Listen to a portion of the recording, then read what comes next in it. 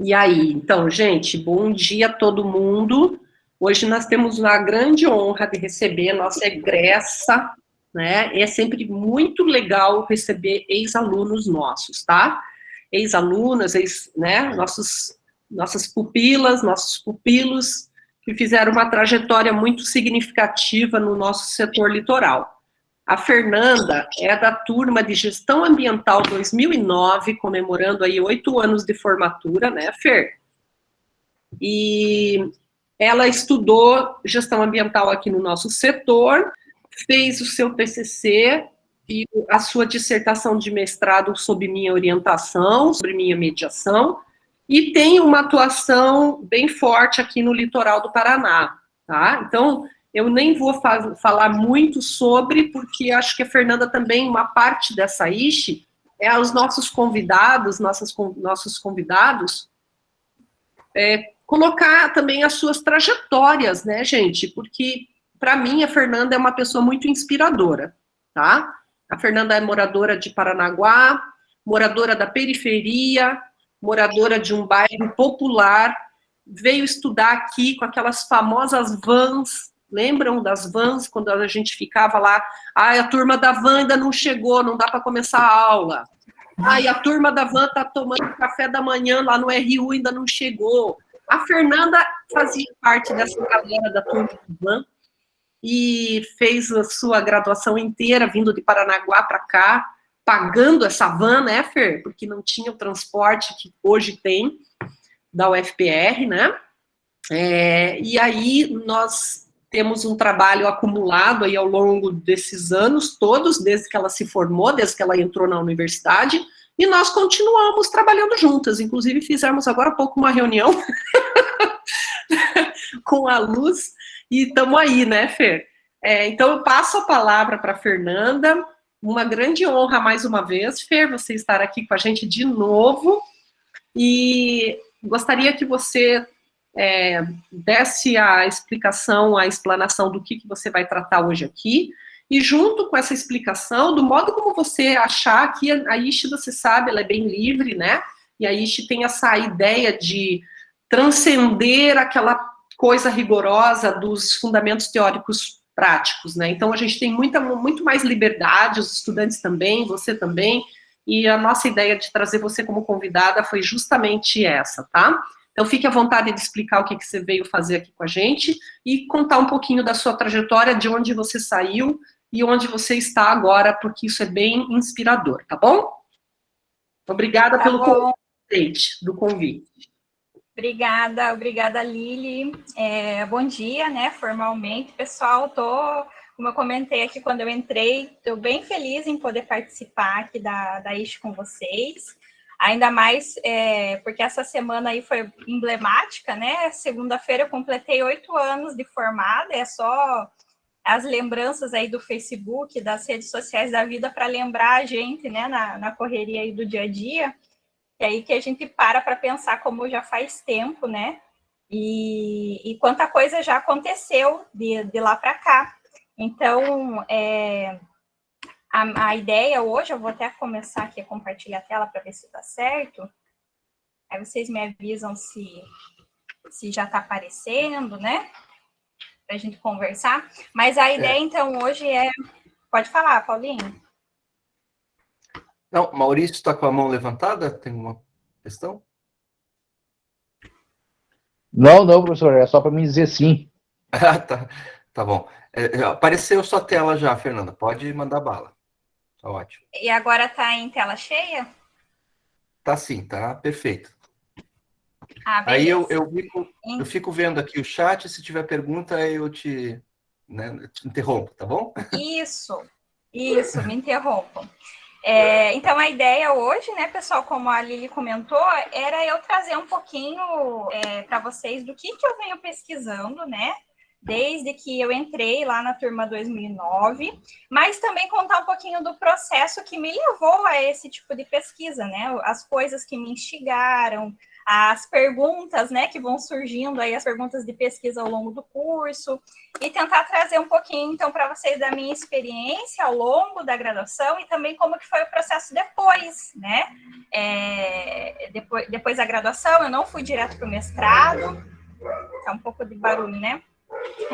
Não fui direto para o mestrado, né? Então, eu tive algumas experiências profissionais aí no caminho e pretendo contar um pouquinho da história para vocês. Eu falo bastante, então me segurem se eu estiver falando muito, se estiver passando tempo, né?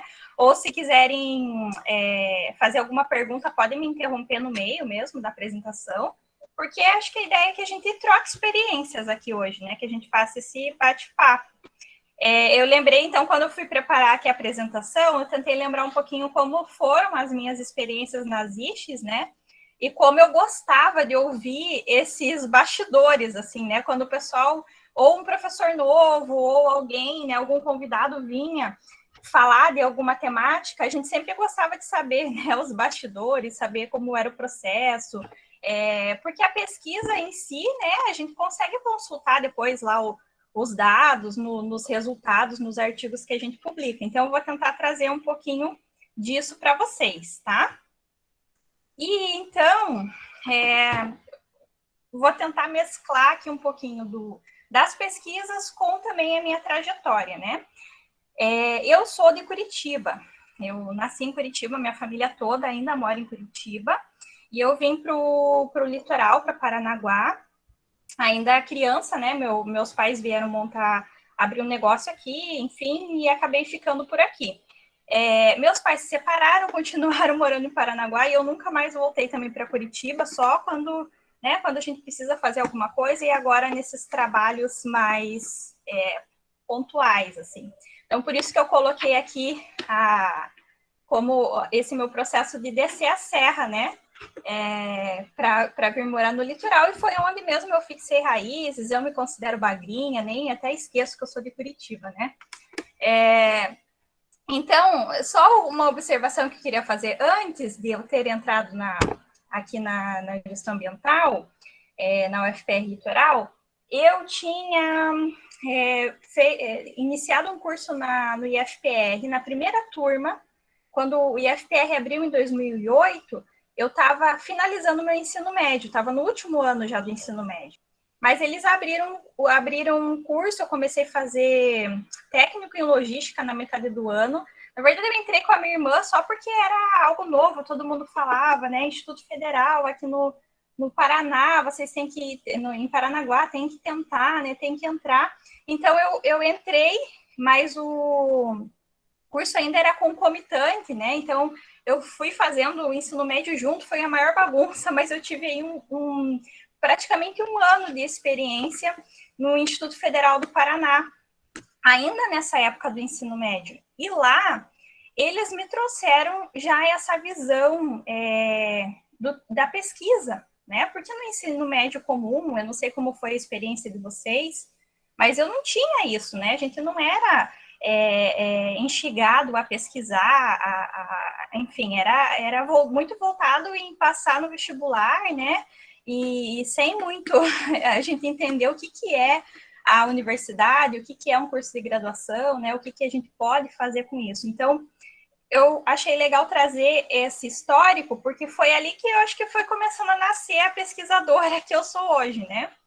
E quando eu finalizei, então, o ensino médio, mesmo estando fazendo o técnico em logística no IFPR, a minha ideia era, nem consigo lembrar por quê, mas a minha ideia era cursar engenharia ambiental. Eu não lembro como que eu cheguei a isso, eu lembro que eu já me interessava pelas temáticas, aqueles cursos, aqueles testes vocacionais que a gente fazia, sempre dava algo relacionado com geografia, né, alguma coisa nesse sentido, e eu decidi que eu ia fazer engenharia ambiental, só que eu tinha perdido o vestibular naquele ano, da UFPR, e aí eu comecei a fazer matemática na Unespar. Qual que era a minha estratégia? Primeiro ano de engenharia é só cálculo, né? Então, A minha ideia era ir treinando aí esse cálculo, né, esses cálculos para o primeiro ano de engenharia. Só que foi uma experiência péssima. Eu que sempre gostei de matemática, passei a odiar. Comecei a criticar a forma, como era o curso, enfim, não me adaptei. Mas aí, na metade do ano, abri o vestibular aqui da UFPR Litoral, eu passei, assim, mesmo ainda sem saber o que era a gestão ambiental e sem conhecer muito do setor, né, do projeto, do setor, eu entrei e resolvi desistir de tudo que eu estava fazendo para continuar. Então, tranquei tanto o curso de logística no Instituto Federal como matemática na Unespar. E aí eu começo minha caminhada aqui, então, na gestão ambiental, né? Parece que já faz tempo, né? Eu estava tentando relembrar, não faz bastante tempo, mas não parece tanto, né? As memórias ainda estão bem latentes, assim, né? Eu fiquei pensando que a nossa turma, a GA 2009, ela pegou aquele período de transição entre as vacas gordas e já o processo, né, de corte de verbas e tudo mais. Então, a gente, comparando, né, o que eu tive durante a graduação do que vocês estão passando agora, a gente vê que as coisas mudaram muito, né? Mas, então, eu estava naquele período. Bem no ano que eu entrei, a gente já teve uma série de percursos, né, para conseguir começar a ter os módulos, né, a ter contato com os professores, porque a gente enfrentou um período de gripe suína, em que teve lá um processo de adiamento, né, da nossa entrada. Depois a gente enfrentou greves, né, logo no primeiro ano do curso. E teve também uma experiência lá que foi o reconhecimento do litoral. Não sei se vocês ficaram sabendo dessa época, né, da UFPR Litoral, mas foi uma proposta que era legal, mas no começo, né, na primeira turma que foi a nossa, foi bastante tumultuado, e eu sei que nesse momento a gente estava ansioso, né, por conhecer os professores, por ter as aulas, né, e aí isso já foi despertando na gente um ativismo, né, logo lá no início do curso.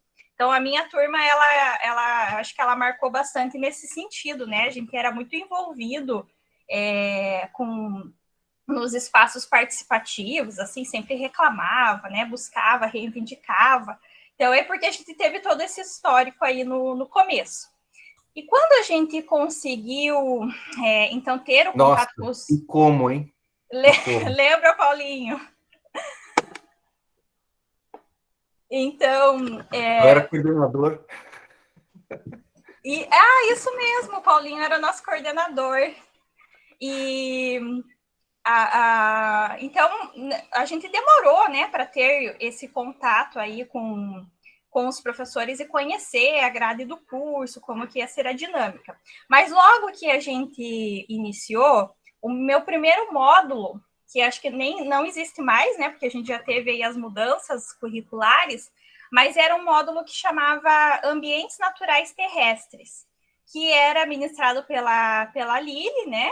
Ela trazia aí uma apresentação para a gente do lugar, né, desse território que a gente está focando nos ambientes terrestres. Depois a gente teve um outro módulo só focado nos ambientes costeiros e marinhos, mas foi nesse módulo que a Lili começou a apresentar para a gente, né, as características aqui do litoral e trouxe, então, pela primeira vez essa temática das áreas naturais protegidas, né, das unidades de conservação que a gente tem aqui, né, no litoral, e da importância delas, e também de todos os problemas, né, que essas unidades de conservação elas vinham enfrentando. E foi, então, que eu já me interessei de cara pela temática, né? E eu acho que foi nesse momento que eu já fui treinando o meu olhar de gestora ambiental. E por isso que eu coloquei aqui no slide essa figura do olhinho, ela vai aparecer em vários dos meus slides, né? E hoje eu falo isso muito para os meus estudantes, da importância de a gente treinar o nosso olho, né, de gestor ambiental ou de profissional da área ambiental, independente do curso. E aí esse meu olhar já estava treinado, né? Porque a gente já teve lá todo esse processo de início, né? De entrada aí na universidade, reconhecendo o litoral, fazendo algumas aulas de campo, né? Para entender aonde a gente vive, aonde a gente vai atuar. E aí eu comecei a perceber, quando a Lili apresentou lá as unidades de conservação, eu percebi que eu morava praticamente do lado de uma unidade de conservação, que era a antiga Floresta Estadual do Palmito, hoje é um parque estadual, e eu nem sabia que aquilo era uma unidade de conservação, e eu nem sabia que eu podia entrar naquela área, que eu podia conhecer aquela área. Então, isso já me instigou, né, a querer saber mais e a querer pesquisar mais sobre essa temática. Então, a gente tinha nas sextas-feiras, né, que eu acho que ainda é assim, o projeto de aprendizagem, e a gente tinha que preencher uma ficha lá com uma ideia de projeto para a gente já começar a pesquisar, isso logo no início do curso. E aí, a minha ideia foi trabalhar com as problemáticas de gestão dessas unidades de conservação, e aí é claro que eu escolhi trabalhar com a Floresta Estadual do Palmito porque eu estava invocada com ela, né, querendo conhecer mais essa área. Aí, conversando com a Lili, né, depois que ela aceitou aí ser nossa orientadora, porque no início eu trabalhava junto com a Flávia, uma colega minha, ela era aqui de Paranaguá também, a gente ia juntas na van, né, então a gente acabou começando o trabalho juntas. E aí, conversando com a Lili, a gente, ela aceitou, né, fazer a nossa mediação. E aí, eu resgatando aqui para fazer os slides, eu encontrei, olha, Lili, isso aqui é relíquia. Eu encontrei a nossa primeira ficha do PA, em que a gente já descrevia lá as atividades, né, que a gente realizou. E trago, então, aqui como prova para vocês, ó, que eu entrei em agosto de 2009, né, mas até começar os módulos, isso já era final do ano. E aqui, ó, minha primeira atividade, 5 de março de 2010. Então, logo no início, a gente já começou a trabalhar com isso. Eu e a Flávia, a gente estava muito motivada a querer pesquisar mais, né? E aí a gente fez uma visita, ó, tá até aqui, não sei se vocês conseguem ver o cursor, mas no dia 19 de março a gente fez uma visita lá na Floresta do Palmito. A gente conheceu a Neuri, que era o gestor, né? E aí começamos a conversar com ele sobre as problemáticas, porque a nossa ideia era definir uma das problemáticas para trabalhar nesse projeto de aprendizagem. Só que nessa conversa com ele, a gente observou que tinham muitos problemas. Era muita coisa, só era problema, e a gente não sabia nem por onde começar. Então, a Lili deu a ideia de a gente fazer um dossiê das problemáticas de gestão, né, da Floresta Estadual do Palmito. Então, foi esse trabalho que eu fui desenvolvendo desde o primeiro ano de curso. Eu sei que é difícil, eu digo até que foi uma sorte, assim, eu encontrar algo que eu me identificasse logo de cara, né? Porque eu sei que tem muitas pessoas que passam por um processo, por vários projetos de aprendizagem, né, várias temáticas, até encontrar aquilo que realmente faz sentido, aquela coisa que faz o olho brilhar, né? Eu sempre via, assim, os ex-alunos mesmo, né? E o pessoal que os professores convidavam para os eventos, sempre ficava reparando naqueles que o olho brilhava, né? E essa era o meu desejo, né? De eu trabalhar com alguma coisa que eu pudesse falar com empolgação, que me motivasse e que eu pudesse trazer algum retorno, né? Não só para aquela área protegida, que foi o caso, mas para a sociedade em geral, né? Isso sempre foi uma motivação, uma coisa minha. Então, a gente começou a trabalhar nesse dossiê desde o início do curso, né? Então, 4 anos depois, eu tinha aqui inúmeras versões, eu guardo todas elas, eu tenho todos os rabiscos e as anotações da Lili. Essa foi eu escaneei todas elas para apresentar na minha banca, né, do TCC, então guardei aqui. Nesse período, a Flávia acabou tomando outro rumo, né, foi estudar outras coisas, e eu continuei com esse projeto que depois virou o meu TCC sozinha, né, e na verdade virou a minha temática de pesquisa da vida, né, porque até hoje eu continuo estudando isso. Então, aqui eu também resgatei aqui o dia que eu finalizei o meu TCC, que tá aqui em outubro, agora cortou aqui para mim, mas eu tirei esse print do dia que eu terminei. Sabe aquele alívio que dá na gente, né? Terminei, ufa, acabou. É essa versão que eu vou mandar para a banca e pronto, né? Então, esse print aqui também, até agora, essa semana que eu estou relembrando, as lembranças aí das redes sociais estão trazendo as memórias, né? Tinha esse print aí postado também. E então, assim, mais especificamente sobre a pesquisa, né? E o trabalho final que todo esse projeto de aprendizagem resultou, se chamou, então, nesse TCC, né, intitulado As Problemáticas e os Desafios da Gestão das Unidades de Conservação, com o estudo de caso na Floresta Estadual do Palmito, no litoral do Paraná, que fica aqui em Paranaguá, né? Não sei se todos conhecem, mas antes, quando a gente tinha possibilidades de saídas de campo, aqui era um dos primeiros lugares que os professores traziam a gente, né? Fora o Rio da Onça, que é aí mais perto, depois a gente sempre vinha para cá. E a Floresta Estadual do Palmito, vocês já vão ver aqui para quem não conhece, né? No mapinha que eu colocar de localização, ela está localizada, inserida ainda dentro da área urbana de Paranaguá. Ela, inclusive, faz esses limites, né? Entre a zona urbana e a zona rural, e ela está nessa área mais periférica, que é onde eu morava, né? Quando eu vim de Curitiba, eu sempre morei por ali, depois me mudei, né? Mas continuei morando nesse entorno da unidade de conservação sem saber disso, né? E como eu imagino que a maioria da população não sabe também disso. Então, o meu objetivo, como eu comentei com vocês desse TCC, era fazer um dossiê, né, levantar todas as problemáticas de gestão dessa área protegida, porque a intenção era que depois outros alunos, né, outros pesquisadores pegassem aí cada uma dessas problemáticas e trabalhassem com isso, né, para a gente tentar resolver de alguma forma, né, ou auxiliar o processo de gestão nesse sentido. Então, ao longo da pesquisa, né, eu e a Flávia, no início, a gente praticamente morava lá na Floresta do Palmito, a gente acompanhou muito o dia a dia do pessoal, né, e estava em contato direto com o gestor, a gente fez todo aquele procedimento burocrático de pedir autorização do Instituto Ambiental do Paraná, que é o órgão gestor lá daquela área, né, porque eles precisam autorizar a pesquisa dentro da área protegida.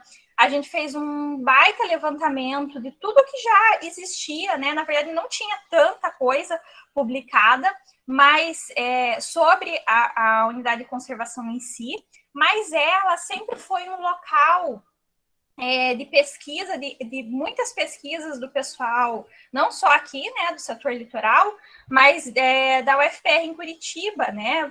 O pessoal da biologia, sempre vinha fazer pesquisas ali, então tinham várias pesquisas já publicadas, mesmo sem se referir à área protegida como um todo, né? Então, visitas em loco eram praticamente semanais, né? A gente acompanha todo esse processo. Também fizemos entrevistas, não só com o gestor, mas a gente foi procurar lá o ex-gestor da Floresta do Palmito, né? Que era o Oséias. Fui resgatar ele lá e ele foi super legal, entregou, disponibilizou vários documentos da época dele de gestor. A gente entrou em contato com a diretoria de áreas protegidas do IAP também e fez, então, a elaboração desse dossiê e um diagnóstico das problemáticas da Floresta Estadual do Palmito. Esse era o meu objetivo e esse ia ser o meu trabalho de conclusão de curso. Então, vocês já devem ter visto ali no slide anterior as fotinhos, né? Mas a gente identificou, então, esses problemas que, infelizmente, ainda são comuns, né, nas nossas unidades de conservação, que é a caça ilegal, né, que a gente tem o tatu ali já prontinho para comercialização, né, já limpo, que foram encontrados, armadilhas pela área da floresta inteira, palmito, né, que infelizmente a área recebeu, foi criada justamente para proteger essa espécie, o palmito jussara, que é uma espécie ameaçada de extinção ainda hoje, né, ela consta na lista de espécies ameaçadas de extinção, e na floresta estadual do palmito, que era para proteger o palmito, não tinha mais palmito, né? Inclusive, a gente acompanhou aí durante a pesquisa várias iniciativas do plantio, né, de palmito jussara, porque principalmente ali na entrada, né, onde nas trilhas principais ali que eles recebem visitantes, que o pessoal ia para conhecer o palmito jussara e não tinha mais palmito jussara, né? Então era muito comum o pessoal encontrar, né? Essas fotos são todas deles, cedidas pela gestão. O palmito já cortado, as ferramentas, as armadilhas. Aqui a gente tem uma foto também dos sacos de musgo, né? Que eram não, né? Ainda são, a gente infelizmente ainda encontra, né? Tem crimes ambientais ocorridos aí, não só ali, mas em outras unidades de conservação, a venda desses musgos para as grandes floriculturas em Curitiba. Então, a gente conseguiu identificar todas essas problemáticas ali. Mas a gente começou a observar também que não era só isso, né? A gente já tinha aqui esses graves problemas, né, que afetavam a gestão do parque, mas toda a biodiversidade, né, presente ali nessa área protegida, né? Então, ela não estava conseguindo cumprir os seus objetivos de criação porque enfrentava esse tipo de problema. Mas quando a gente ia entender melhor esses problemas, a gente via que existe uma série de outros fatores que contribuíam para isso, né? E uma das coisas é que não tem funcionário, não tem pessoal capacitado e suficiente para dar conta de fiscalizar, dar conta de realizar os procedimentos com segurança, né? Porque ir atrás de palmiteiro no meio da floresta não é um trabalho fácil, né? É perigoso, as pessoas, eles andam armados, né? Ameaçam. Então, é um processo bastante complicado e que não tinham funcionários, né? E aí a gente começou a observar que isso não era só uma problemática da floresta estadual do palmito, que era comum a várias outras unidades de conservação no litoral. Falta funcionário, falta recurso financeiro. No caso da floresta estadual do palmito, quando a primeira reunião que a gente foi lá, eles não tinham nem água encanada para os funcionários e também para receber os visitantes. Então, eram inúmeras as problemáticas, né? E ao longo do meu projeto de aprendizagem, do meu processo de aprendizagem na gestão ambiental, tinha saído um estudo super legal, assim, com dados bem atuais, acho que era de 2012, com a contribuição das unidades de conservação para a economia nacional. Então, tinham dados do Brasil comparados com o sistema de gestão de áreas protegidas de outros países. E a partir desses dados e de todos os dados que eu coletei aqui no litoral do Paraná, e aí eu não foquei na coleta somente de dados da Floresta do Palmito, até porque a Diretoria de Áreas Protegidas do IAP, ela faz um repasse para a regional do litoral, né? Fazia dessa forma. Então, eu conseguia ter os dados aí, um panorama do litoral como um todo. E eu fiz a comparação com esse estudo fresquinho, né, que tinha acabado de sair, e que aí, nossa, demonstrou a gravidade, né, e a dificuldade que a gente enfrentava aqui no litoral do Paraná. Então, eu trouxe dois gráficos para vocês verem, que são resultados da pesquisa e que foram, no momento da banca, assim, gerou bastante questionamento, né? Então, vejam, aqui é um gráfico que mostra a quantidade de hectares que um funcionário, né, ele é responsável pela gestão numa unidade de conservação. Então, a gente vê que lá na África do Sul, por exemplo, a gente tem um funcionário para cada 1.000 hectares, 1.176 hectares, um funcionário responsável por uma área desse tamanho. Já é muito, né? E aí, a realidade do Brasil, naquela época, né? Eu imagino que hoje até esteja pior, porque a gente teve a criação de várias áreas protegidas aí nos últimos anos, mas não teve concurso, não teve contratação. Mas na época, então, o Brasil já se destacava de todos esses outros países, né? Estados Unidos, Costa Rica, Canadá, a Austrália, que tem sistemas, né, de unidades de áreas protegidas bem consolidados, e no Brasil esse dado chegava a um funcionário para 18.000 hectares. É muita coisa, né? Se a gente pensar que 1 hectare é mais ou menos um campo de futebol, é um funcionário para lidar com 18 mil campos de futebol. E quando eu recebi os dados, tive acesso aos dados do litoral do Paraná, eu fiquei de boca aberta, né? Não cabia nem no gráfico, eu tive que adaptar ali o gráfico, porque não cabia informação no gráfico. E conferi 1000 vezes, né? Perguntei para a Lili, porque eu não conseguia acreditar que era isso mesmo, e era isso mesmo. No litoral do Paraná, a gente tinha um funcionário para cuidar de uma área de 81 mil hectares. Né? Então, é impossível. Não tem como a gente falar em cumprir o objetivo da unidade de conservação, em conter fiscalização, não tem como. Né? É humanamente impossível a gente conseguir olhar todas essas áreas, pensando também que não tinha tecnologia, nenhum equipamento, né? Por exemplo, hoje os drones ajudam muito nesse processo, mas não tinha, né? E quando a gente ia ver a questão dos recursos financeiros, aí o gráfico se invertia, né? A gente tem aqui o valor investido por hectare em unidade de conservação, e aí, enquanto nos Estados Unidos era o país que mais investia, né? Ele investia 150. Aqui tá tudo em reais, tá? Adaptado para o reais, para ficar mais fácil de a gente comparar com o Brasil. Então, enquanto os Estados Unidos investiam R$156 por hectare, o Brasil estava investindo R$4,43. Eu lembro que, não sei se o Paulinho vai lembrar dessa, mas eu lembro que o Paulinho falou no momento da minha banca, poxa, não dá nem para comprar uma cerveja no Silvino, né? Não sei se o Silvino ainda existe, né? Não sei se vocês conhecem o Silvino, mas a gente brincou com isso na época, né? E a gente nem conseguiu estabelecer exatamente os dados para o litoral do Paraná, porque na conta, assim, dava centavos, né, investido. E ela se aproximava, ficava bem abaixo, inclusive, da média do Brasil. Então, esse dossiê, que era para ser um dossiê das problemáticas da Floresta Estadual do Palmito, ele acabou sendo quase que um retrato do que a gente vinha enfrentando em várias unidades aqui do litoral, né? E aí, pessoal, vocês estão me ouvindo? Tá todo mundo quieto? Tá tudo bem? Alguma dúvida?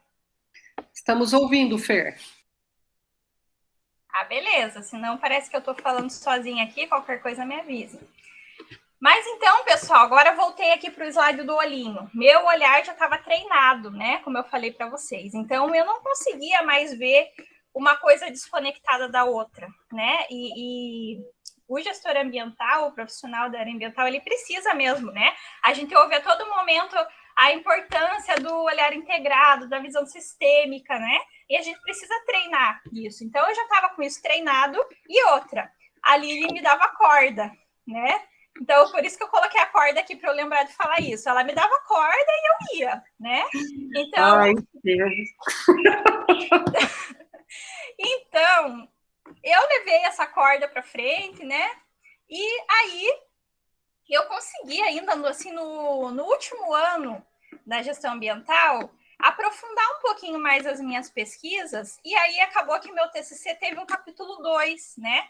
Porque eu cumpri lá com aquela ideia de fazer o dossiê, de identificar as problemáticas, mas ainda tinha muita coisa que eu queria entender, né? Tinha muita pergunta de pesquisa ainda. E eu não quis fechar só nisso, fui indo, né? Conforme ele me dava corda, conforme eu ia aprendendo e também tendo outras experiências, eu fui estudando um pouquinho mais. E aí, o que eu consegui refletir nessa época que eu terminei o dossiê, né?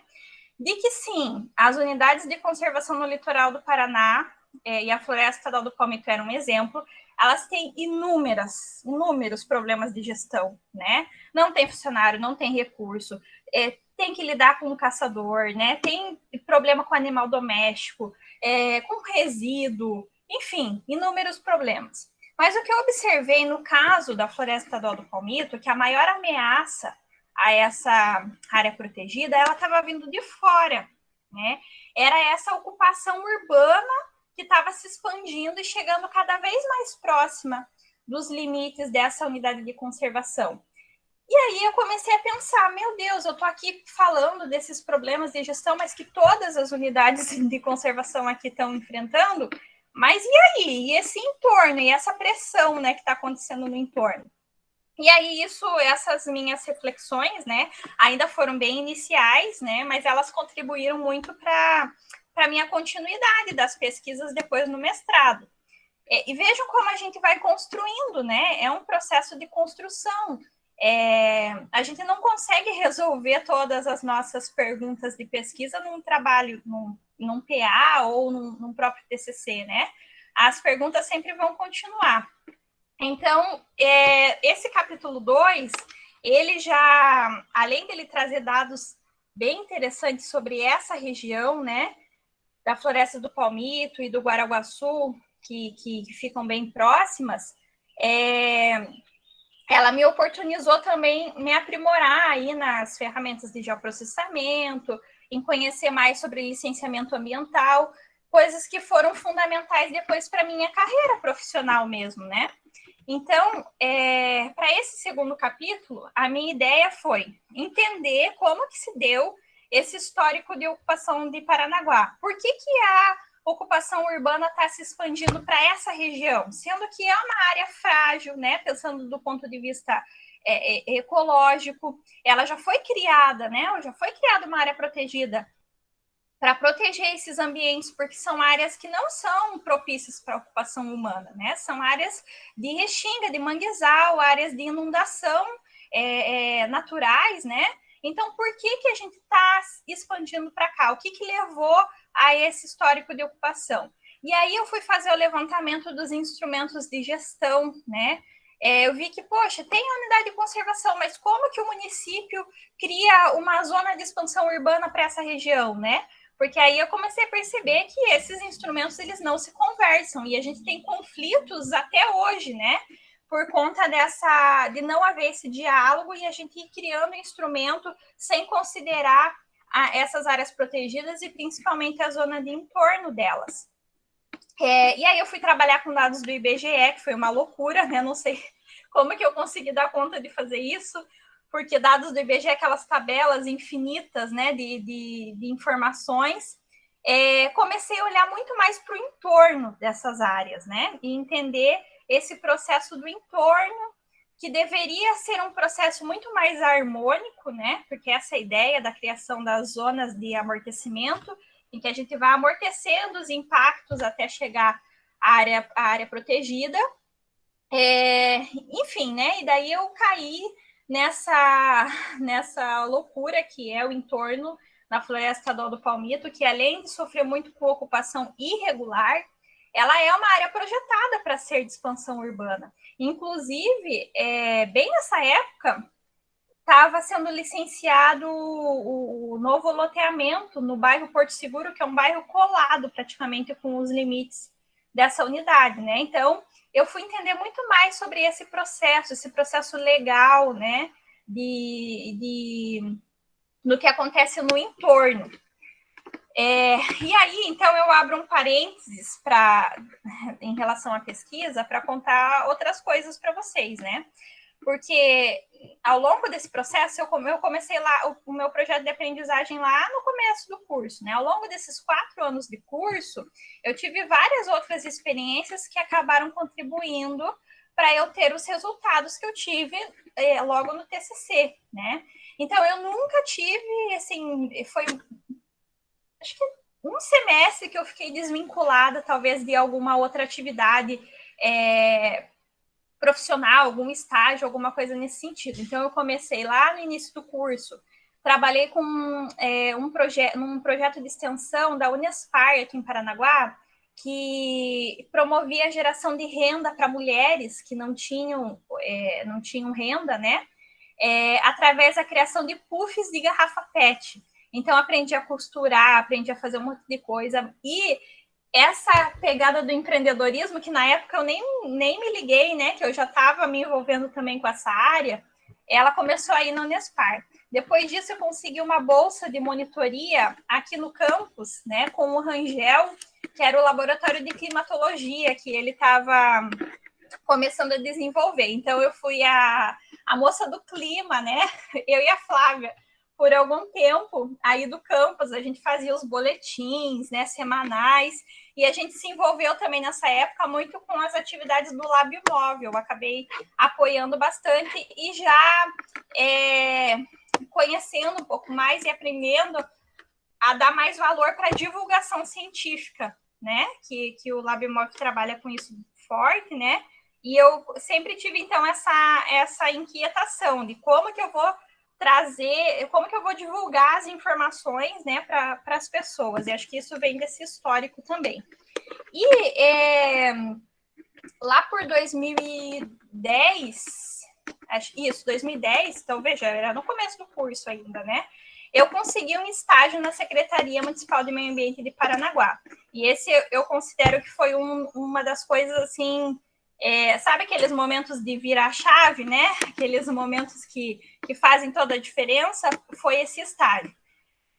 Eu fui a primeira turma, que não entrou só eu, né? Vários colegas meus conseguiram estágio, mas a gente foi da primeira leva de estagiários de nível superior na Secretaria de Meio Ambiente, porque até então eles contratavam estagiários de ensino médio ou mesmo da área de administração para fazer aquele trabalho que era tradicional de estagiário, né? Tirar xerox, aquela coisa arada que não tinha muito, não agregava muito a nossa carreira. E a gente foi dessa primeira leva.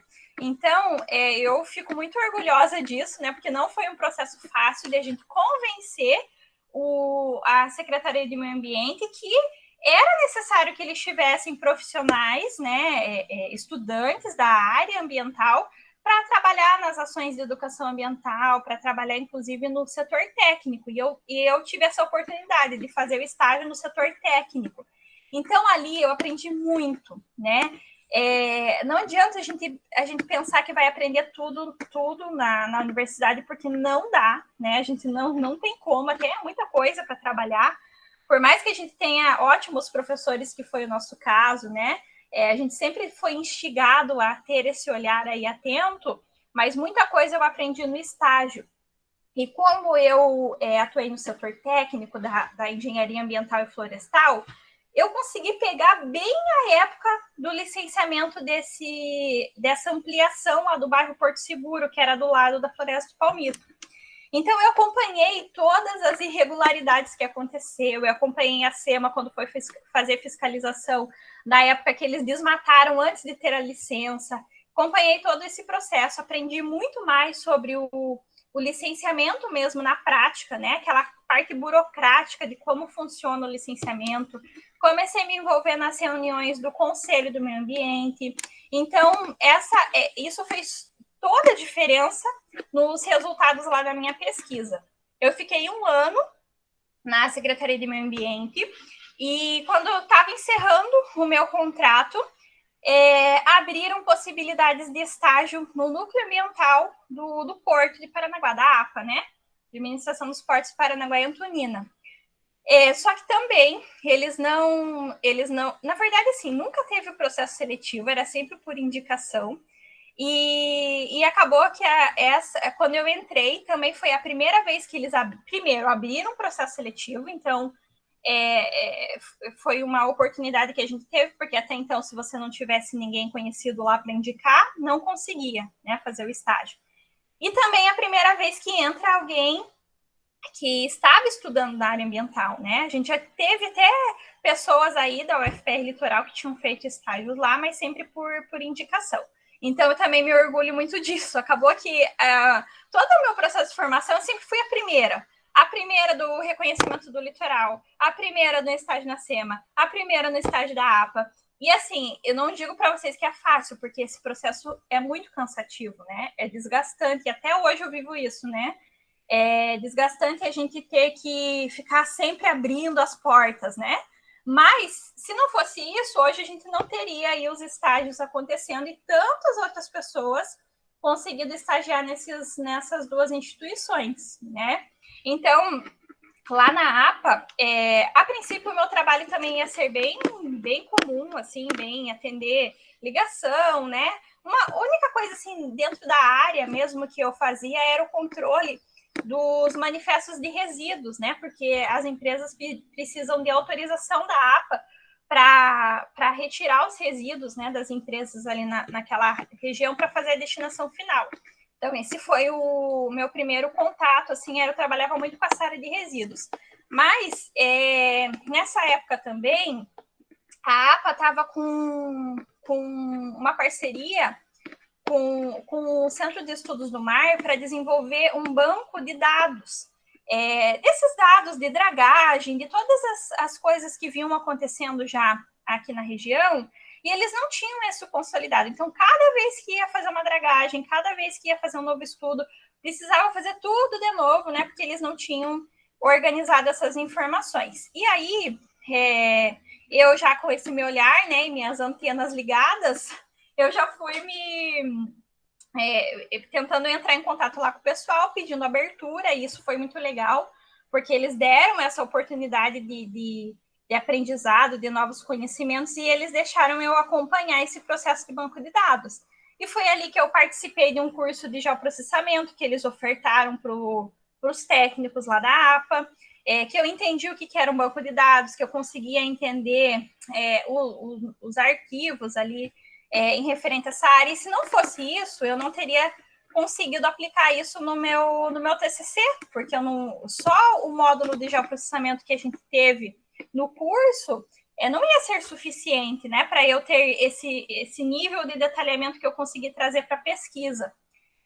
Então, por isso que eu quis abrir esse parênteses aqui, né, para vocês, que ao longo da minha formação, eu sempre tive estagiando. Eu também coloquei aqui o aviãozinho para eu não esquecer das viagens, né, que eu fiz, como eu comentei com vocês, não era mais a época das vacas gordas, não tinha ônibus para fazer saída de campo, né, para a gente conseguir auxílio para os eventos era mais restrito, mas mesmo assim eu ainda consegui, né, aproveitar muito essa oportunidade. Eu conheci Piracicaba, em São Paulo, conheci Belo Horizonte, conheci Goiânia, enfim, vários lugares que eu fui apresentando os trabalhos, né, apresentando sempre aí os resultados parciais do meu TCC. Acabei conhecendo aí parte do Brasil, né, divulgando a minha pesquisa. E esse processo de troca nos eventos também é muito importante, porque a gente sempre tinha um feedback, né? Sempre vinha com uma questão que você podia aprofundar na pesquisa. E ao longo de todo esse processo também, eu sempre estive envolvida conhecendo mais, né, os movimentos sociais aqui da região, sempre estive lá nas audiências públicas, né? Então, esse processo que a gente enfrenta hoje, né, que conhece, quando vai falar dos empreendimentos, a gente já está lá atrás acompanhando isso. Então, sempre tive essa atuação, assim, mais ativista mesmo, né? Acho que é muito da minha personalidade também. E acho que não tem como a gente estudar na UFPR Litoral, no curso da área ambiental, no território que a gente vive e não ter essa postura, né? Então, pensando em tudo isso, né, nesse histórico, eu consegui, nesse capítulo 2, trazer mais algumas questões aí de pesquisa, né? Então, trabalhando com os dados do IBGE, aqui acho que é o primeiro mapa, né, que eu estou apresentando. Então, para quem não conhece a Floresta Estadual do Palmito, ela está aqui nos limites no polígono em verde, né? E a gente tem aqui a localização da BR-277, aqui entrando em Paranaguá, e as duas PRs, a 407, que é a Estrada das Praias, que dá acesso à entrada da Floresta do Palmito, e a 408, que é a Alexandra Matinhos, né, que acho que deve ser mais conhecida da maioria de vocês. Então, a Floresta no Palmito, ela está inserida aí nessa malha urbana. E com os dados do IBGE, eu consegui identificar que os setores censitários, as regiões com mais adensamento urbano, elas estavam cada vez mais próximas da Floresta do Palmito. Então, são as áreas em vermelho mais escuro, né? Que na legenda a gente consegue ver a quantidade de habitantes por setor censitário. Então, estava vendo isso, né? Que a expansão urbana estava se dando mesmo para essa região, e não era só a expansão, mas o adensamento, né? Que causa uma série de problemas também com compactação do solo, geração de resíduos, né, poluição em geral, uma série de problemas.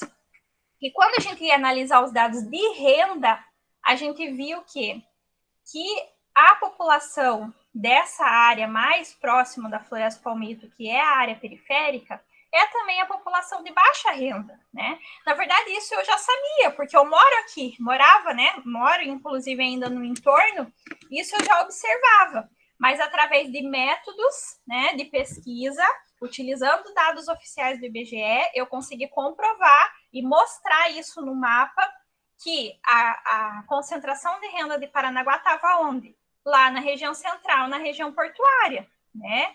E quanto mais próxima dessas áreas protegidas, mais baixa renda a população tinha. Então, estava mais adensado, tinha mais gente, com menos recursos, né, financeiros. E a gente conseguiu, então, até isso foi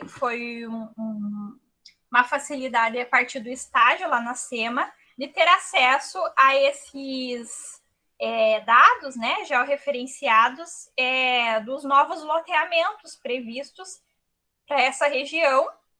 E foi aí que o bairro Porto Seguro, então, me chamou a atenção. O bairro Porto Seguro é esse, acho que deve estar dando para ver, né, no slide, mas é esse que está praticamente grudado aqui nos limites da Floresta Estadual do Palmito. Inclusive, na época do licenciamento, eles queriam deixar essa área de reserva legal, os espertinhos, né, contando como se já fosse área protegida. E daí teve todo um processo lá no licenciamento, porque se a gente não fica de olho, eles são rápidos nisso, né? E aí eu estava vivendo isso. Eu morava aqui, eu ia para Matinhos todo dia observando, né, o que estava acontecendo de mudança nessa região. E eu consegui trazer isso, pelo menos essa reflexão, assim, né? Porque a gente não teve tempo de trabalhar muito com essas informações no TCC. Mas aí, então, a gente finalizou, né? Eu consegui fazer campo, né, nessa região ali do Porto Seguro, que era o loteamento que tinha acabado de ser aprovado. Tinha mais uma problemática inserida aí, porque eram loteamentos regularizados, que tinham licença, foram licenciados para a prefeitura construir conjuntos habitacionais, né? Esses condomínios, essas casas, para as pessoas de baixa renda, porque Paranaguá tem um alto déficit habitacional e muitas pessoas morando em área de risco. Mas por que área de risco? Porque o porto foi se expandindo e foi espremendo essas comunidades e encurralando elas em áreas de risco, né? Então, muitas dessas, nessa época que eu fiz o campo, eles estavam construindo as casas e já fazendo a realocação de famílias do canal da Anhanha, aqui em Paranaguá. Deixa eu ver se tem uma... Não tem foto aqui, mas depois deve ter. Que viviam no meio dos silos lá, né, aqui na região portuária. Então, a problemática era gigante, ainda dava conta de várias pessoas fazerem TCC sobre isso, mestrado, doutorado, e ainda continua, né, a quantidade de coisas que tem para a gente estudar sobre essa região e sobre essa temática. Então, as conclusões lá do meu TCC, né, foi identificar que qualquer estrada, qualquer via de acesso, ferrovia, elas sempre são vetores de expansão urbana. Isso o histórico de ocupação de Paranaguá me mostrou. Eu também consegui concluir, a partir dos dados aí socioeconômicos, demográficos, que o entorno dessa área protegida estava virando uma grande periferia de Paranaguá, né? Vi também os problemas desses conflitos, né, entre políticas públicas de áreas diferentes. Então, as políticas públicas de habitação, elas estavam passando por cima, né? Nem considerando, muitas vezes, as legislações ambientais com aquela brecha de ser utilidade pública ou ser de interesse social, né? E aí eu deixei essa reflexão, né, nas conclusões do trabalho, de que o desafio tinha que ser olhar também para o entorno, para incluir essa população na gestão dessa área protegida, senão ela não ia sobreviver, né? Ela não vai conseguir cumprir os objetivos dela se ela tem tantos conflitos e tanta ameaça com esse entorno. E por conta dessa dificuldade, inclusive, de saber o que é essa área protegida, né? De ver ela com uma importância, inclusive para a qualidade de vida, para a geração de renda de forma sustentável, a gente tinha inúmeros moradores no entorno que eram os criminosos, né? Que era o pessoal que estava entrando na floresta para roubar palmito. Então, foram as conclusões que eu deixei. Aqui tem consegui resgatar minha fotinho da banca, né? A professora Andréia e a professora Juliana Quadros foram a banca do meu trabalho. O meu trabalho está na biblioteca, então quando vocês voltarem para lá, vocês podem consultar. A Ju sempre foi uma pessoa que falou assim para mim, a feira é sempre das boas práticas, né? Eu sempre tive essa preocupação da divulgação científica, que as pessoas pudessem ler meu trabalho, que ele pudesse servir para alguma coisa, e sempre tentar deixar tudo mais organizado, mastigado, para que ninguém passasse os sufocos que eu passei, né? Isso aconteceu nos estágios, isso aconteceu também no TCC. Então, se vocês forem ver meu TCC lá na biblioteca, eu fiz um CD, né, que na época a gente usava CD ainda, com todos os dados que eu utilizei, né? Então, meu banco de dados eu deixei salvo para que quem quisesse continuar as pesquisas nessa área não precisasse fazer tudo o que eu fiz, né? Então, eu concluí aí em 2013, completando, então, 8 anos desde esse trabalho. Pessoal, me interrompam, perguntem, porque senão eu fico falando aqui. Eu já vi que são 11 horas, ainda tem um monte de coisa para contar para vocês. Eu ia falar que agora está na hora de você pegar esse CD e colocar dentro de um pendrive, deixar pendurado lá na biblioteca. Sim, porque o CD já está ultrapassado, né? Não, mas no fim o pessoal pergunta lá, mas por final, sabe, Fê? Tá bom. Pode seguir, pode seguir. Então, eu vou seguindo. Bom, então, pessoal, depois que eu me formei, na verdade, nesse período já de transição, né? Porque a gente tinha o último período do curso, que era o período das vivências, né? Em que a gente tinha, então, esse tempo dentro da graduação para fazer as nossas vivências profissionais. E durante esse tempo, eu tive uma experiência bem legal também, que na verdade foi o meu primeiro trabalho de carteira assinada. Minha família se orgulha disso, né? Mas para mim, hoje em dia, isso nem faz tanta diferença de ter carteira assinada, né? Enfim. Mas lembram que eu estava no estágio no núcleo ambiental, né? Do Porto de Paranaguá. Então, eu fiquei lá mais um período, inclusive no início do período das minhas vivências, eu estava lá. Eu já estava, assim, organizada para protocolar isso como minhas vivências e finalizar a minha experiência lá, né? Mas, durante o estágio, apareceu uma oportunidade de um processo seletivo que o Senai abriu. O Senai, na época, ele estava prestando consultoria para a APA para desenvolver o plano de gerenciamento de resíduos do Porto de Paranaguá e do Porto de Antonina. E eles abriram um processo seletivo porque eles precisavam de um assistente técnico que estivesse todo dia lá no Porto, ajudando o pessoal, né, os técnicos, os funcionários ali, a tirarem do papel tudo que o Senai preparou no PGRS e colocassem em prática. Então, eu participei desse processo seletivo, né, e eu consegui, então, essa primeira vaga, então, na área mesmo, né, trabalhando na área, e eu fiquei um tempo lá no Porto, então, como contratada do Senai para realizar a implantação do PGRS. Então, nessa época, a gestão de resíduos do Porto era muito superficial, assim, era muito difícil, muito complicada, e a gente começou nesse processo o licenciamento das caçambas, para a gente poder ter o que a gente tem hoje, né? Se vocês vierem aqui, prestarem atenção ali na região portuária, a gente tem, pelo menos, né? Tem a caçamba para destinar corretamente e tem a separação dos resíduos. Isso aconteceu lá nesse processo, quando eu trabalhei lá e a gente fez os termos de referência para as licitações, né? Eu tive uma experiência bem legal também de elaborar um termo de referência para contratar uma empresa especializada para resolver um passivo ambiental que eles tinham lá, que era um poço de combustível que estava desativado, né? Ficou aquele passivo lá das bombas, inclusive as bombas estavam vazando já, e eu consegui participar desse processo, então aprendi bastante coisa nesse período lá enquanto assistente técnica do Senai.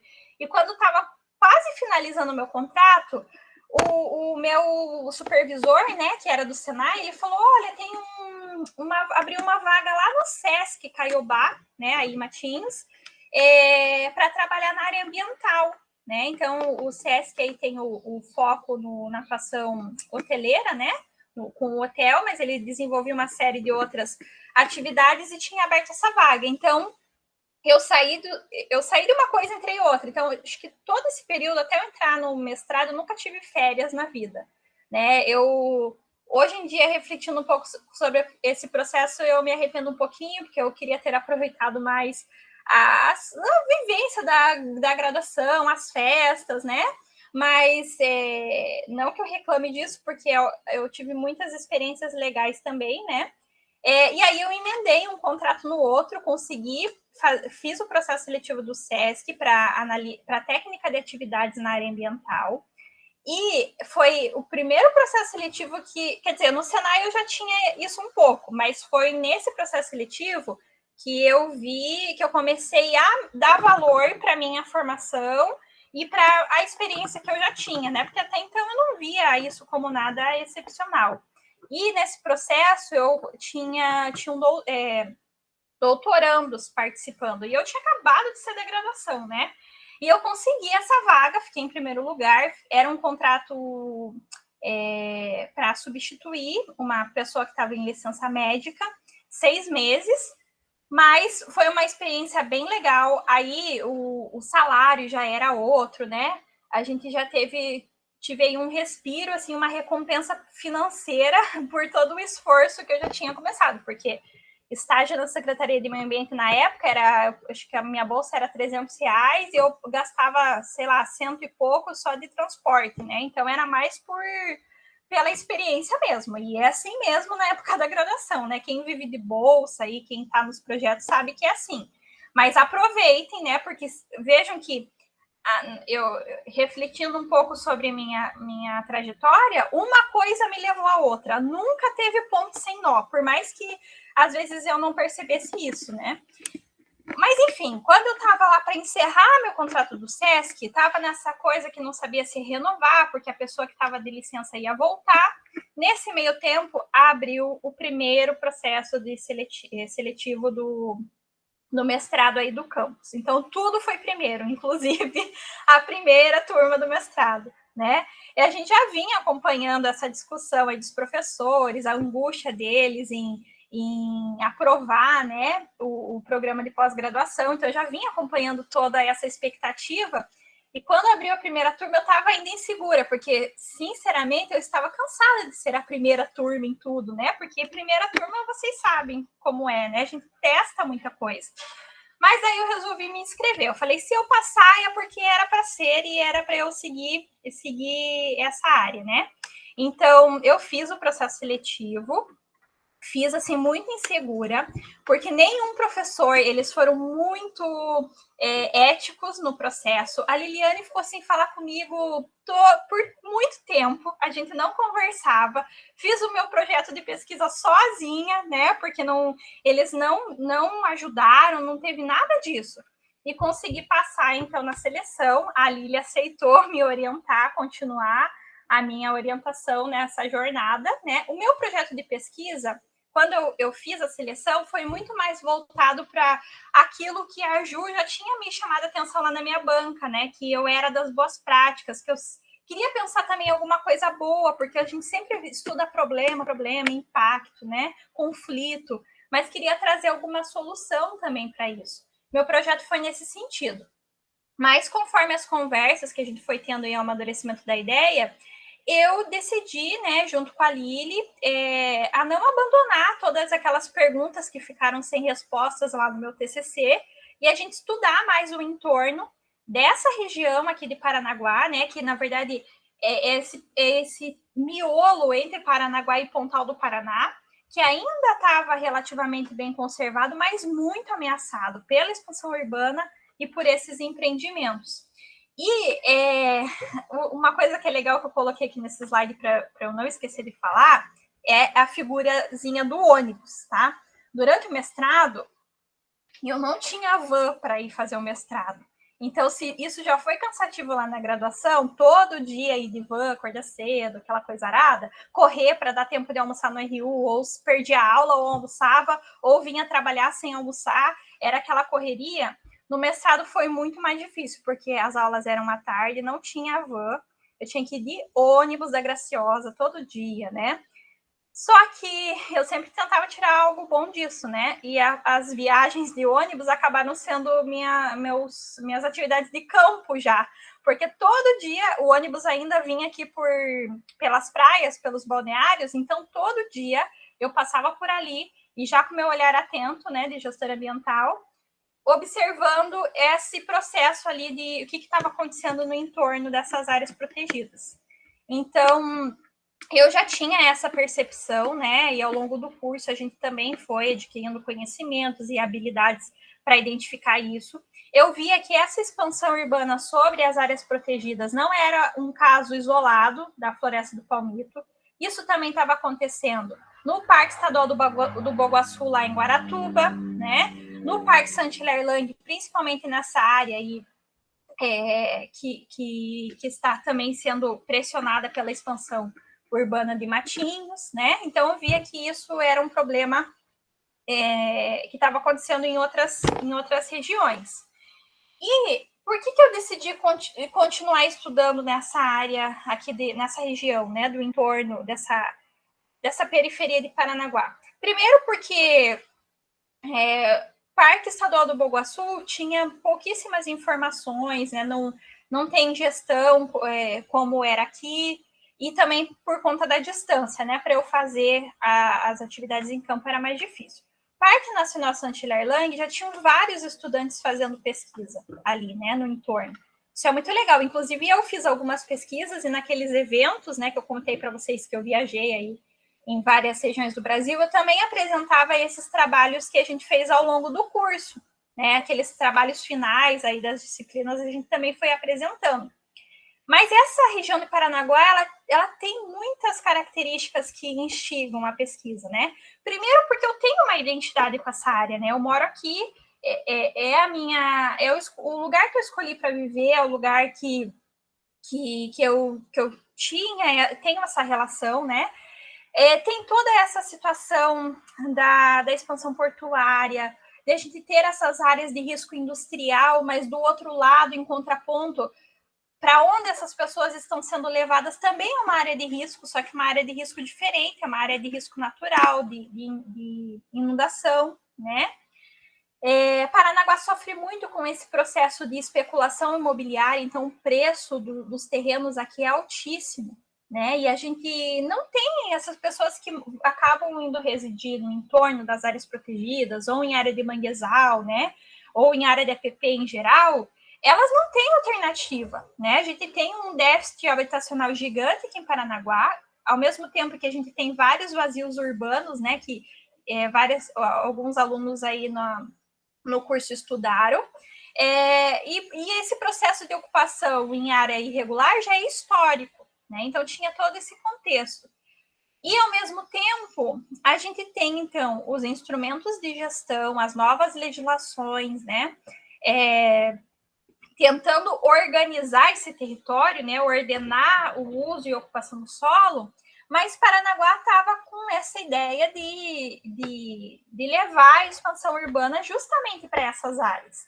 E isso me instigava muito, né? Como que o poder público, que deveria, né, pensar, ter esse olhar sistêmico e essa visão integrada de tudo, como que ele tira uma pessoa de uma área de risco e coloca em outra área de risco? E pior, essa pessoa não sabe que ela está sendo realocada para uma área de risco também, né? Então, aqui a gente tem um mapinha das zonas do plano diretor do zoneamento de Paranaguá, que mostra que essas áreas... Aqui vocês conseguem ver também os limites da estação ecológica do Guaraguaçu, que ainda não tinha aparecido, né? Então, o Guaraguaçu, ele faz, inclusive, o rio, né, que faz o limite com o município de Pontal do Paraná. Então, as duas unidades, elas tinham, assim, de distância, né, cerca de 3 quilômetros, elas são muito pertinho uma da outra. Então, eu estava vendo que o que estava acontecendo? Pontal do Paraná está tendo essa expansão urbana ao longo da rodovia mais próxima do Guaraguaçu e Paranaguá vindo em direção à Floresta do Palmito. Então, esse miolo que ficou ali, ele precisa ser estudado, né? E foi isso que eu fiz, então, estudei esse entorno, tive que considerar essa questão dos loteamentos, dos novos loteamentos regulares, porque não era uma questão de ocupação irregular que a gente está acostumado a trabalhar, né? Era uma coisa regularizada, que tinha licença, que tinha autorização de desmate da Mata Atlântica, né?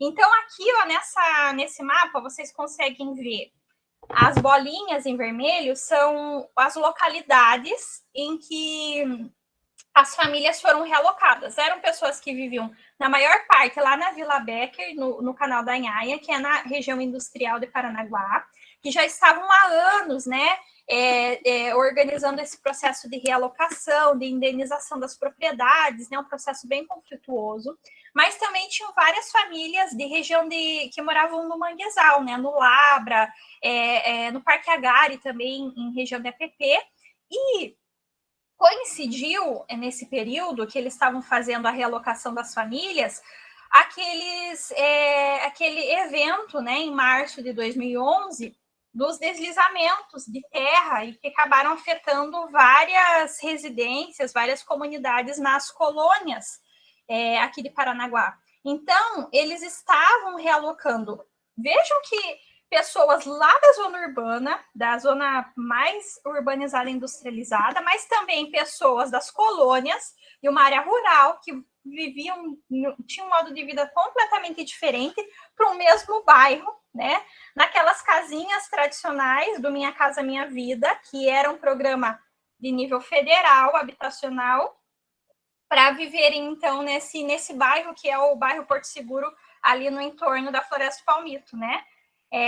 Então, tinha uma complexidade gigantesca. Aqui que tinha a foto que eu queria mostrar para vocês. Aqui, ó, no lado esquerdo, a gente tem a comunidade da Vila Becker, que ficou encurralada ali no meio dos silos, né, e de toda essa região portuária, mas que, ao mesmo tempo, estava próxima de todos os postos de trabalho, do centro, do comércio em geral, e elas foram realocadas lá para a periferia da cidade, né, que não tinha ainda estrutura nem de ônibus, de linha de ônibus, tinha uma série de problemas estruturais também.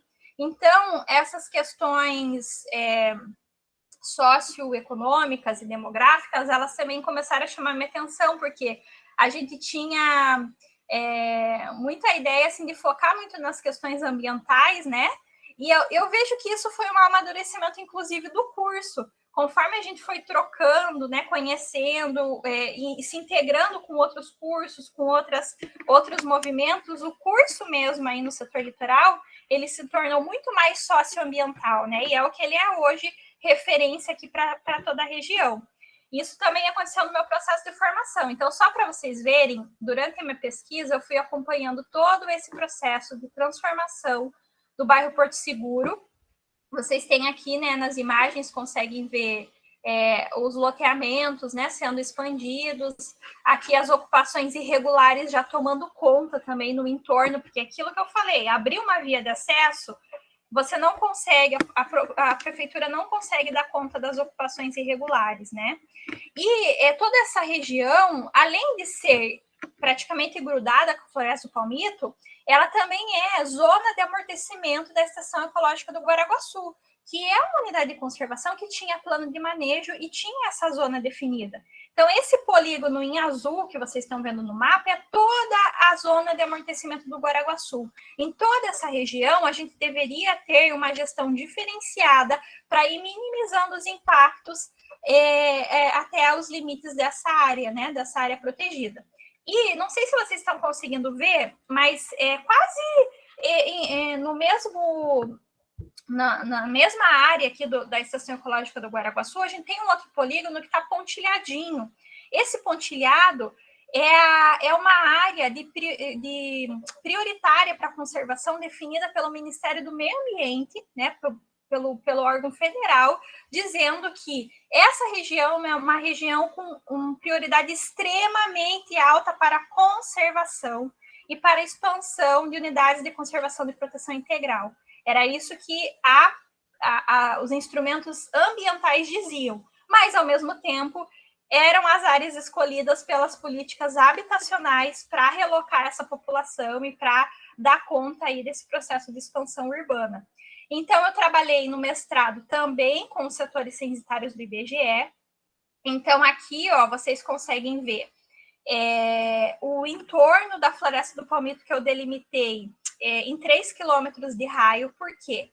Essa unidade de conservação ainda não tinha plano, ainda não tem plano de manejo até hoje, mesmo sendo criada em 1998, até agora não teve o plano de manejo, mas a gente tinha uma resolução do CONAMA que estabelecia esse raio, né? Então, eu delimitei pelo entorno das unidades de conservação, selecionei os setores censitários do IBGE para trabalhar com foco nessa região.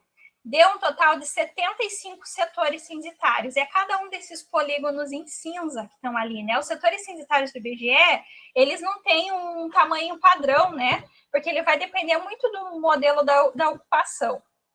Então, a partir desses dados do IBGE e também de outras informações, né, que a gente queria analisar e estudar de maneira integrada, eu organizei um conjunto de indicadores que pudessem me mostrar se essa população está sob situação de vulnerabilidade socioambiental.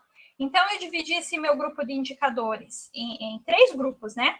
Um de indicadores socioeconômicos e demográficos, que pudesse me mostrar quais são as ameaças que essa população está sofrendo, qual que é a capacidade adaptativa deles no caso de alguma inundação ou de algum outro fenômeno que pudesse afetar eles, né? E nisso entra o segundo grupo de indicadores, que são um grupo de infraestrutura, e também, né, um grupo específico de indicadores ambientais e climáticos, para a gente incorporar, então, a dimensão ambiental aí nesse estudo. Quando eu fui definir a minha metodologia, eu pesquisei inúmeros estudos de vulnerabilidade no Brasil, que já vinham acontecendo, e eu via muito eles pegarem dados sociais, econômicos, demográficos, e sobrepor a um mapa ambiental, né? Não tinha essa análise integrada, era pega uma coisa, outra e sobrepõe e vê o que vai dar. E eu não conseguia aceitar de que isso era a melhor forma de a gente analisar a vulnerabilidade, ainda mais considerando toda a complexidade do local, né?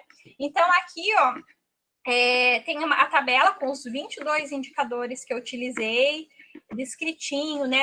Qual que foi a fonte dos dados, né? As minhas referências. E a partir desses indicadores, para cada um daqueles 75 setores censitários, eu defini uma classe de vulnerabilidade. Então, se aquele setor tinha uma vulnerabilidade baixíssima, até o maior nível, que era o vermelho mais escuro, significando altíssima vulnerabilidade. Então, trouxe aqui alguns dos indicadores, assim, que foram mais emblemáticos, né, dos resultados da minha pesquisa, só para vocês verem, como, por exemplo, esse em relação à renda da população, em que a gente tem 83% dessa população do entorno das unidades de conservação com uma renda abaixo, né, de 2 salários mínimos.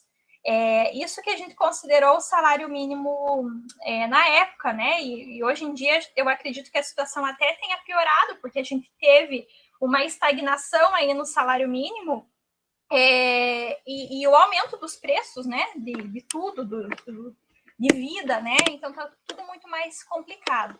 Então vocês conseguem ver aqui, ó, os setores mais escuros, esse vermelhão escuro, são os que têm mais baixa renda, justamente os que estão grudados ali na Floresta do Palmito ou se aproximando deles. Quando a gente vai ver domicílios sem esgotamento sanitário, aí a situação é alarmante, né? Praticamente todos os setores limítrofes com as unidades de conservação têm altíssima vulnerabilidade em relação a essa situação, né? 28% dos domicílios não tem nenhuma estratégia, nenhuma fossa séptica para dar conta do esgotamento sanitário. E a gente sabe que isso é uma das fontes de poluição importantes aí para esses ambientes naturais, principalmente os que estão próximos às áreas urbanas, né?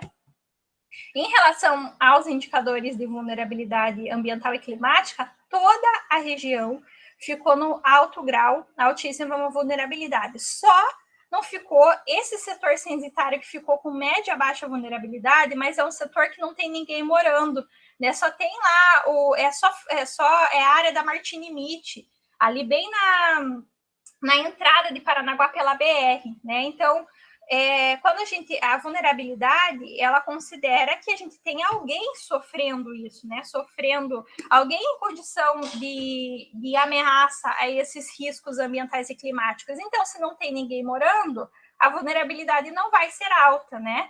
Mas, tirando esse setor específico, toda a região de estudo está em altíssima vulnerabilidade, principalmente por conta do aumento dos eventos climáticos extremos e principalmente sob risco de inundação, né? Porque essa região ali, a gente conhece, né? A planície litorânea, sabe como a gente tem o lençol freático aflorado também e toda essa malha hídrica, e o bairro Porto Seguro, que eu foquei um pouco o estudo, ele passa no meio, né, em cima, na verdade, do rio Itiberê, do início ali do rio Itiberê. Então, toda a área de risco climático. E o meu resultado final, então, analisando todos esses indicadores de forma integrada, a gente teve esse mapa, então, né, mostrando aí os setores com maior, menor vulnerabilidade, mas, no geral, toda a região de estudo, ela está numa situação de média a alta vulnerabilidade. E essa situação se agrava quanto mais próximo dos limites das unidades de conservação, né? Esses foram os resultados da minha dissertação de mestrado. São resultados parciais, né? Porque as pesquisas nunca acabam, né? A gente tem várias coisas para estudar.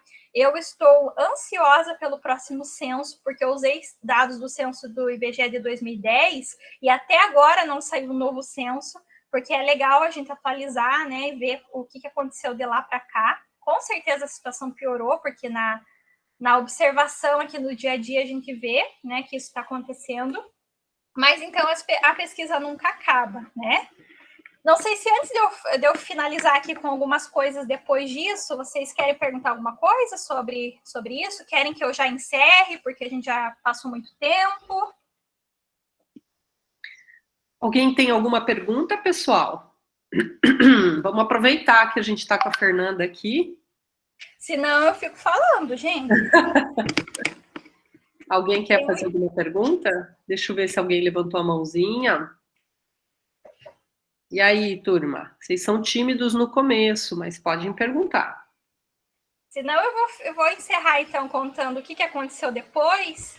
E aí eu vou tentar ser mais rápida, tá? Agora no final. Mas agora que é a parte legal, né? Porque a gente vê os resultados. Então, aqui tem a foto da minha banca, né? Maravilhosa, que me ajudou muito. A gente teve uma banca bastante diversa, né? Com a professora Cristina, a professora Helena, da gestão imobiliária, o Cláudio, do IPARDES, né, que me ajudou muito. Nossa, mudou a minha visão quanto aos indicadores e a esses dados que a gente trabalha, né, no dia a dia das pesquisas. E logo depois, assim, bem recente que eu tinha entregue a dissertação, eu tive a feliz notícia de saber que a minha dissertação, de alguma forma, chegou lá na Secretaria de Estado do Meio Ambiente do Paraná, né, que ainda não era esse nome aí que a gente tem hoje, porque a gente divulgou, né, Lili, eu tive essa preocupação também de enviar para a Prefeitura de Paranaguá, enviei para o Ministério Público, que estava investigando o loteamento do Porto Seguro, que foi todo irregular. Eu enviei para a gestão da unidade de conservação, para os colegas, né, que estavam estudando essa temática, mas de alguma forma essa minha dissertação foi parar lá na Secretaria de Estado, e eles estavam, naquele momento, realizando estudos técnicos para ampliação e recategorização da floresta estadual do Palmito. Então, eles já estavam com essa ideia de ampliar a área, né? Porque sabiam que essa área tinha uma importância para a conservação. O Ministério do Meio Ambiente reconhece como área prioritária. Ela está sofrendo com essas ameaças da expansão urbana. Então, eles já estavam resolvendo os estudos técnicos. E, por mais que eles não tenham me consultado antes, porque eu só fui saber depois que o relatório já estava pronto, né? eles usaram minha dissertação, está aqui, ó, circulado para vocês verem, Cesarino 2016 na citação, para compor esse estudo. E a partir do estudo, eles concluíram que era importante ampliar a Floresta Estadual do Palmito e inclusive a Estação Ecológica do Guaraguaçu, e recategorizar essa unidade de conservação, que foi criada numa categoria de uso sustentável, porque a ideia era fazer o manejo sustentável do palmito, mas isso nunca aconteceu, né? E ela acabou tendo uma gestão muito voltada para uma categoria de parque, que é do Grupo de Proteção Integral. Então, eles fizeram isso, né? Então, eu fico feliz que a minha dissertação serviu para alguma coisa, para tomada de decisão, né, do poder público, virou lei, tá aí ampliado aqui uma figurinha para vocês verem o que era a área da Floresta do Palmito e o que ela ficou agora, né, com a ampliação ali na área em vermelho. Inclusive, ela se junta com a Estação Ecológica do Guaraguaçu. Então, toda essa região aí agora é protegida por 2 unidades de conservação de proteção integral. Então, isso foi uma das coisas mais legais, assim, de saber que a nossa pesquisa, ela serve, né, ela auxilia o poder público, ela auxilia o processo de tomada de decisão, e cada vez mais esses processos precisam ser participativos, né? E integrados com a academia, com os estudos que a gente tem feito. Então, isso é uma das coisas que bem legais assim que aconteceram. Isso é importante, né? Porque olha uma imagem atual da região do Porto Seguro. Virou um formigueiro de ocupação irregular, aquilo ali para trás. A região está, assim, durante o período da pandemia, explodiu o número de casos de desmatamento e ocupação irregular, a coisa saiu do controle, e se a gente não tivesse, então, ampliado aí essa área protegida, com certeza a parte dela já estaria tomada pela ocupação irregular, tá? E colocando ainda mais em risco essa população que já está vulnerável. Outra coisa legal que aconteceu é que a parte teórica da minha dissertação, eu submeti para um prêmio, o prêmio do Instituto Planeta Verde, lá em São Paulo, Direito por um Planeta Verde, que é um prêmio de direito ambiental, que se chama José Bonifácio, ainda em homenagem, né, ao José Bonifácio de Andrade Silva. E eu fui contemplada com o primeiro lugar na categoria de mestre, né, tinha acabado de me tornar mestre, e tive o meu ensaio teórico premiado. Esse ensaio está lá no site do programa, né, do PPG-DTS. Se vocês verem lá, vocês conseguem acessar o livro com o ensaio teórico. Tive que me arrumar toda, colocar, que isso não é da minha rotina, né, mas tive que colocar terninho, salto alto para ir receber o prêmio, porque era lá num lugar chique de São Paulo. Ganhei ali a minha plaquinha, né? E ganhei no cheque de R$1.000, né? O meu checão, tive que voltar do aeroporto com esse checão aí de R$1.000, que foi... na verdade, era para pagar as despesas, né? Para a gente ir receber o prêmio. Então, isso foi outra coisa bem legal. E uma coisa que não teve assim, não foi tão espetacular, né, para os outros, mas para mim teve um significado muito grande, foi essa minha participação nesse seminário da Mata Atlântica, que foi organizado pelo Colégio Leão 13, aqui em Paranaguá. É um fórum da Mata Atlântica, eles sempre realizam, e nesse ano eles me convidaram porque a temática era ocupação irregular, as questões ambientais, eles me convidaram para participar. Depois que eu participei, na hora eu não me toquei muito, mas depois que eu participei, que eu vi o meu papel ali no meio daquela omarada engravatado, né? Inclusive o professor Eduardo Harder estava ali junto comigo, e ali também acho que fortaleceu a nossa parceria. Eu e o professor Eduardo já fizemos várias outras coisas juntos, participamos sempre de bancas, né, em conjunto, e isso foi muito importante para mim, né, também de me reconhecer enquanto profissional, enquanto mulher, e me inserir nesses espaços. Então, essa fotinho aí, para mim, esse processo também é bem significativo. Logo depois, a gente começou a organizar a primeira edição, o primeiro volume da coletânea, né, dos livros aí do programa de pós-graduação. Então, eu consegui publicar também, né, fazer parte de novo do primeiro volume da coletânea. Então, tem um capítulo meu falando sobre esse processo de flexibilização das legislações ambientais, né, políticas habitacionais, então aí foi o lançamento do livro. E aí, pessoal, essa caminhada não se encerra, né? Eu tive, depois que eu finalizei o mestrado, sempre mantive em contato com os professores, eu até fico muito feliz com isso, eles sempre me convidam e eu sempre venho falar, participo de bancas, né, de algum projeto, algum evento em conjunto, eu nunca me desvinculei, né, então aí a UFPR Litoral sempre vai ser minha casa. E depois que eu terminei o mestrado, então eu comecei a minha atuação na carreira acadêmica, na carreira docente, né? Então, minha primeira experiência foi trabalhando com um programa Jovem Aprendiz aqui em Paranaguá, com jovens, que eu tinha que trazer essa parte teórica para eles, né? Eles tinham lá o período de aplicação da prática do aprendiz nas empresas, e eu vinha com essa parte teórica sobre a questão ambiental, e eu tive que assumir um módulo de empreendedorismo. E aí, como eu falo para vocês que as coisas nunca deram um ponto sem nó, né? Que eu retomei lá aquilo que eu aprendi lá no primeiro projeto de extensão das garrafas PET, né? Que eu trabalhei com empreendedorismo para as mulheres, eu comecei a trazer para eles. E aí, toda a minha vivência ao longo do curso de graduação, e principalmente o contato com o pessoal da agroecologia, né, dos outros cursos que a gente tinha contato, eu comecei a também ter contato com outros conceitos da economia solidária, economia criativa, e eu trouxe toda essa abordagem para esse pessoal ali. A gente organizou eventos, e aí eu comecei também a me envolver com essa área do empreendedorismo, pensando que nós temos essas unidades de conservação aqui no território, a gente precisa, sim, né, pensar em formas alternativas de geração de renda para essa população, mas a gente não precisa pensar só em inserir esses jovens aí no porto, né? A gente tem várias outras alternativas, e aí foi quando eu comecei a ter esse olhar para pensar em negócios, em empreendimentos que possam gerar renda, mas também possam contribuir para a conservação dessas áreas naturais. Aí eu comecei a me envolver nessa área também.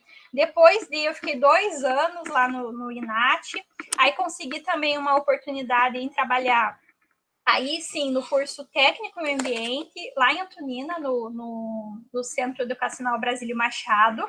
Eu fiquei por lá 2 anos e pouquinho também. Um dos anos eu fui coordenadora do curso técnico em ambiente, então foi uma experiência bem legal, consegui convidar os professores para irem lá, o Lab Móvel foi lá, a gente conseguiu fazer uma parceria bem legal, porque a Antonina fica meio isolado, né, do que acontece aqui na nossa região. E nesse meio tempo também apareceu uma oportunidade de fazer uma especialização em gestão pública pela UFPR também. Aí todo mundo me falava, inclusive a Lili, né? Que você já tem mestrado, o que vai fazer especialização? Mas me instigava muito conhecer um pouco mais da gestão pública, porque eu queria entender por que as coisas não funcionavam, né? Se tinha lei, se tinha instrumento. E aí eu fui fazer a especialização, foi bem legal, foi gratuita, né?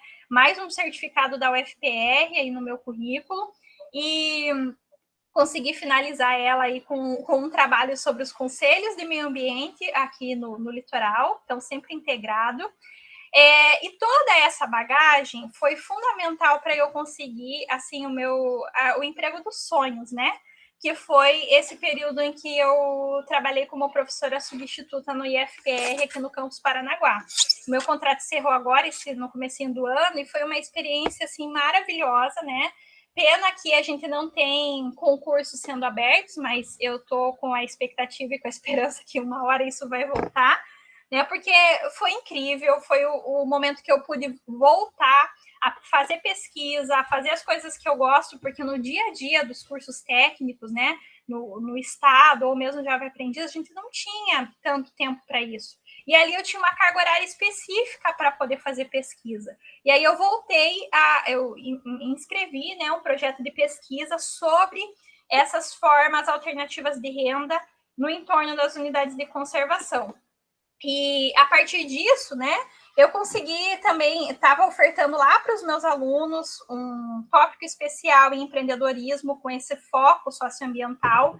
Levei eles aí para todos os lugares que os meus professores levaram, né? Hoje eles que me orgulham. Aqui tem algumas fotinhos das nossas saídas de campo. Eu fico até meio perdida no meio deles, né? Porque eu sou baixinha.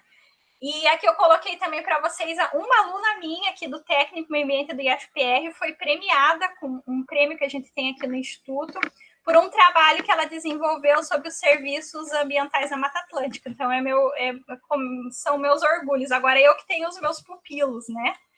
E a partir dessa... Oi, Paulinho. Não, só desculpe, eu vou interromper a gravação aqui para não ficar muito grande o arquivo, né? Que é para quem não perdeu a aula, mas vamos continuar conversando aqui. Depois eu quero comentar algumas coisas. Tá, estou acabando. Então, na verdade, esses aqui já são os últimos. Então, no IFPR, eu tive essa oportunidade de me aprofundar um pouquinho mais nas questões do empreendedorismo, forma alternativa